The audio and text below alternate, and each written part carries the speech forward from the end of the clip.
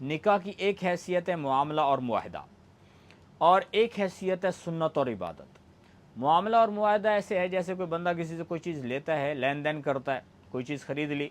लेकिन निकाह एक मामला है, इसमें और आम मामलात के अंदर बहुत बड़ा फ़र्क है।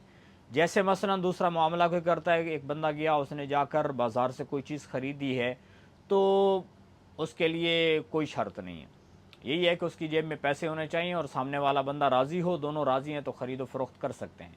लेकिन निकाह जब एक इसको हम मामले की सूरत में देखते हैं तो इसमें बहुत सारी शराइत हैं। उनमें से एक बुनियादी शर्त यह है कि आम मामला किसी के साथ भी किया जा सकता है, कि मसलन एक मर्द है, वो जाकर बाज़ार में से, एक औरत है, बाज़ार में से जो चीज़ जाकर जिससे मर्ज़ी जाकर ख़रीद ले। लेकिन निकाह के लिए बहुत सारी ऐसी औरतें हैं कि जिनके साथ निकाह हलाल ही नहीं होता, ये एक बुनियादी शर्त है।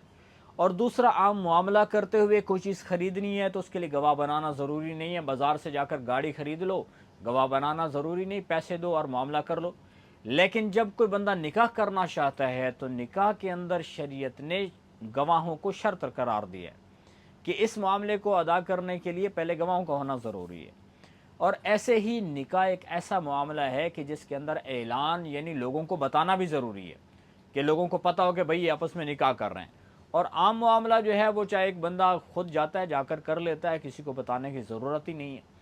तो बहरहाल यहाँ पर जो है निकाह को जो एक है, निकाह की एक हैसियत मामला और मुआहदा की बयान की गई है, इसमें निकाह की वो हैसियत जो सुन्नत और इबादत वाली है वो गालिब है। इमाम अबू हनीफा रहमतुल्लाह और बाकी अइम्मा किराम भी फरमाते हैं कि भाई निकाह जो है वो आम मामलात की तरह नहीं है, बल्कि इसके अंदर इबादत और सुन्नत का जो पहलू है वो गालिब है।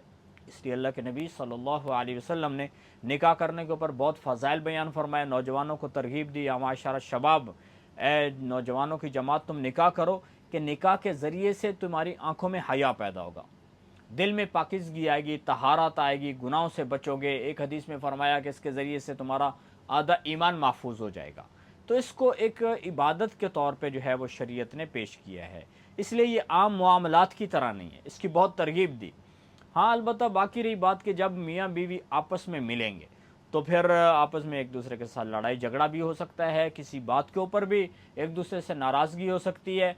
तो अब ऐसी सूरत पैदा हो जाए कि जब मियाँ बीवी आपस में मिल के चल ही ना सकें, उनका एक दूसरे के साथ रहना जो है वो नामुमकिन हो जाए।